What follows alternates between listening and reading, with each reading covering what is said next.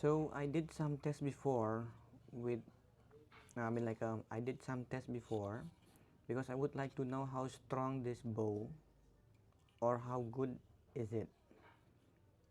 And I found this bow, this tiny stick of bamboo, is not so strong to push the bow or the arrows. So after this I would like to upgrade this bow to the bigger one. So let's do it. So what I do is I made what you call this. So the function of it is to hold the bow, the bigger bow.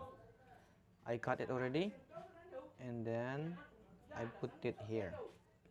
Okay, and then I simply glue it with the super glue, so it will look like this.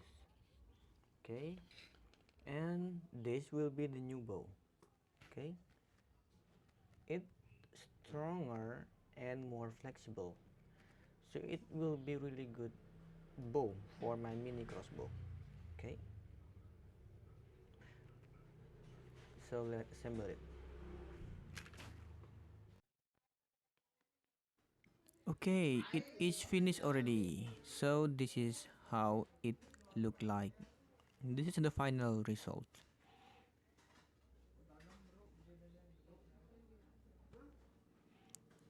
So like what I was thinking before, the new bow give more power to the arrow.